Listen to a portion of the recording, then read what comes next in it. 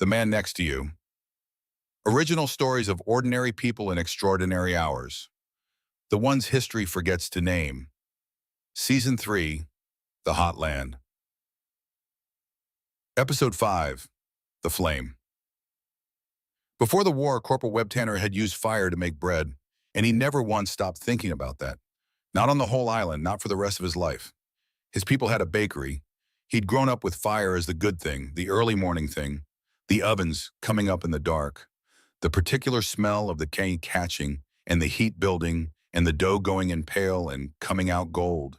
Fire that you tended and respected, and that gave back bread, that fed the whole street. Web Tanner had known fire as the most generous thing in the world. He had loaded the ovens at 4 in the morning with his father since he was 9. And now the Corps had looked at a baker's son who understood fire, who wasn't afraid of it, who knew how it moved and breathed and reached, and had handed him the other kind. The flamethrower, 70 pounds of it on his back, 2 tanks of thickened fuel and 1 of pressure, and a wand in his hands that threw fire not to feed men, but to reach into the earth and end them.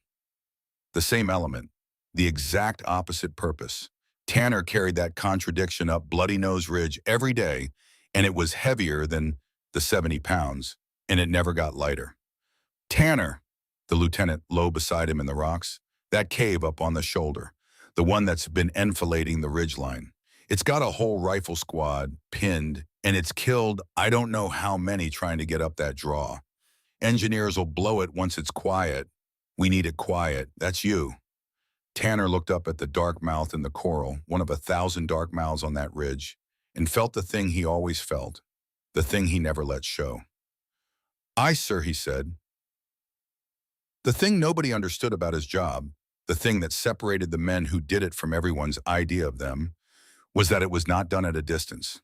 People pictured the flamethrower as a thing of range and fury, a man standing tall and washing the world in fire.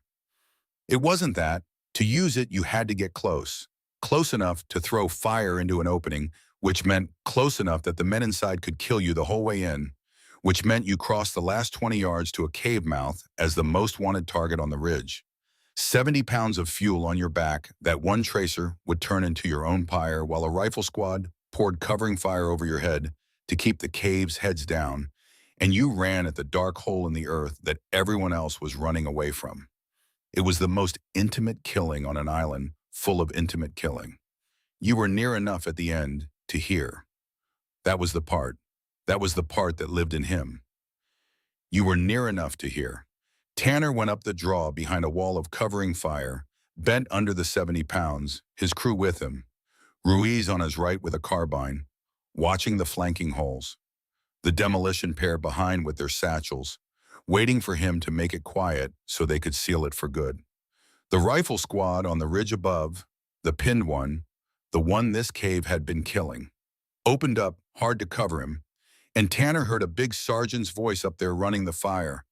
"Pour it on, keep their heads down, give them the room, cover that man." And Tanner ran the last 20 yards on the room those strangers bought him with their bullets. Men he'd never met spending themselves to get him close. And he reached the rock beside the cave mouth and pressed himself flat against the hot coral and breathed 3 breaths, the way his father had taught him to breathe before opening the oven. Steady, boy. Fire doesn't reward a man in a hurry. And then, because he had learned that he had to, because of the thing that had happened to him in his 3rd week on the island, Tanner did the part that wasn't in any manual. He called into the cave first. He didn't have the words. A few he'd been taught, come out, hands up, you will not be killed, mangled in his mouth. And he shouted them into the dark mouth of the coral, into the hole he had come to fill with fire, and he waited a beat. 2, longer than was safe, longer than the lieutenant would have liked, because of the 3rd week. In the 3rd week, a cave had given up a man. Tanner had been winding up to fire, and a Japanese soldier had come stumbling out of the dark with his hands empty and up and his face a mask of terror. A kid, and Tanner had nearly burned him out of pure flinch and had not, had checked the wand at the last half second, and the kid had lived, had been taken down the ridge a prisoner, alive, breathing. Somebody's son going home someday. Instead of a smell, Tanner would carry forever. One. In all the caves, the one. And that one had rearranged Tanner entirely, had made him understand the thing he could not afford to understand and could not stop understanding. That every dark mouth he filled with fire had men in it, as real as the one who'd walked out. Men with bakeries of their own, with fathers, with 4 in the morning memories of the good kind of fire, and that the only difference between the one he'd spared and the hundreds he hadn't was a half second and a hole that happened to open. So he called first, every time, after the 3rd week. He gave them the half second. Most times nothing came back but the dark, or a shot, and then he did the job because the grump killed his own people if he didn't, and there was a pin squad up the ridge with a sergeant's voice gone hoarse from covering him. But he gave them the chance first. It cost him seconds he might die in. He paid it anyway. It was the only way he'd found to stay a man who had once made bread and not become only the thing on his back. He called into the cave. He waited. Nothing came back but a muzzle flash from inside, a round that cracked off the coral by his head. "All right," Tanner said, to the cave, to himself, to whoever was in the dark. And his voice when it came was not hard. It was something worse than hard. It was sorry. "Right, I gave you the chance. God forgive us both." And he leaned into the mouth of the cave and worked the wand, and the fire went in. He never described it to anyone after, what it was to do that. There were no words he was willing to use. It was the opposite of the oven. It was everything fire was for, turned inside out and aimed into the earth at men he could hear. He did the job.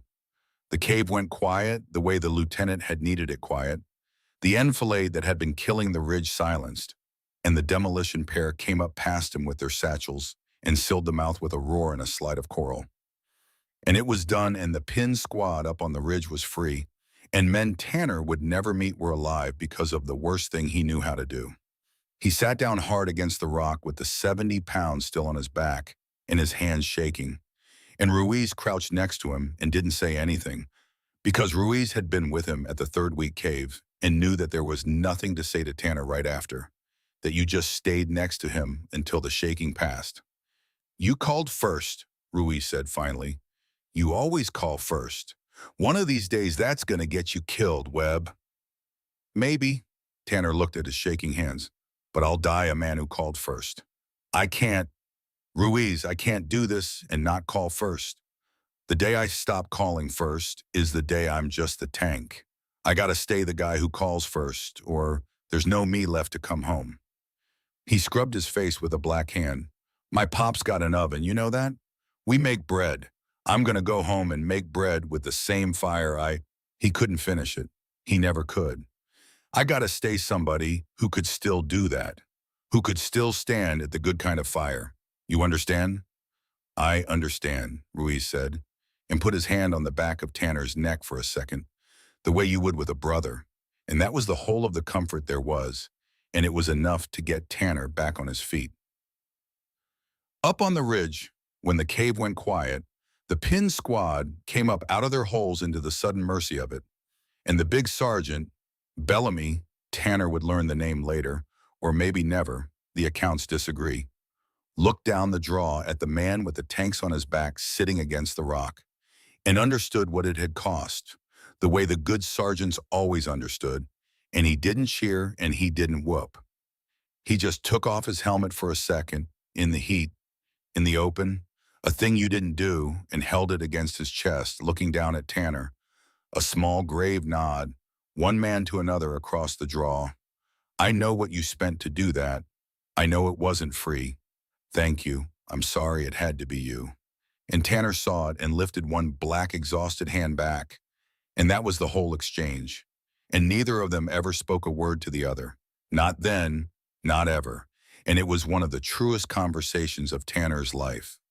That was the shape of the war, Tanner came to understand. The men who saved each other and never traded names. He'd freed a squad he never met by doing the thing that was killing his own soul to do. And the only payment, the only one he wanted, was a stranger taking off his helmet across a draw. He cleared caves on that ridge until the ridge was finally taken, And he called into every one of them first and gave every one of them the half second in a handful of times, a precious, sleepless handful. Somebody walked out of the dark into the light with their hands up and lived because he'd waited. And those were the faces he kept. Those were the ones that let him keep going. Not the hundreds of dark mouths he'd filled, but the few men who walked out because a baker's son had decided to call first. He went home, the part of him that could. He went back to the bakery. He stood at the ovens with his father in the dark before the dawn, and he made bread with the same element he'd carried up that ridge. And for a long time he could not light the ovens without his hands shaking. And his father, who never asked, who somehow knew not to ask, would just put a hand on the back of his neck for a second, the way Ruiz had, and stand next to him until the shaking passed. And then they'd load the ovens together, and the dough would go in pale and come out gold and feed the whole street. The good kind of fire, the generous kind, and slowly, over years, that became the truer thing again. And the ridge became the dream he visited instead of the life he lived. But he never stopped calling first. For the rest of his life, at any closed door, any dark room, any moment another man might be cornered and afraid, Web Tanner gave the half second, the chance, the word before the act. It was a habit now, bone deep, a way of being a person, because he had learned on that ridge the most expensive lesson the island had to teach, which was that the man in the dark is a man, always, even when your job is the fire. Especially when you're called as the fire, and that the only way to carry the worst weapon in the world and still come home a human being was to never once let yourself forget it. Take care of the man next to you, they said, on that island. And the man in the cave, Tanner understood, the man in the dark you'd been sent to kill, was, at the terrible bottom of it, also a man. He'd spent his war unable to save most of them, but he'd called first. He'd given the half second. And the few who walked out into the light because of it, he carried home like loaves, like the good kind of fire, all the rest of his days. You've been listening to The Man Next to You. These people are fictional. What they carried was not. If this story stayed with you, leave it where someone else might find it, and come back next week for the next one. Until then, take care of the man next to you.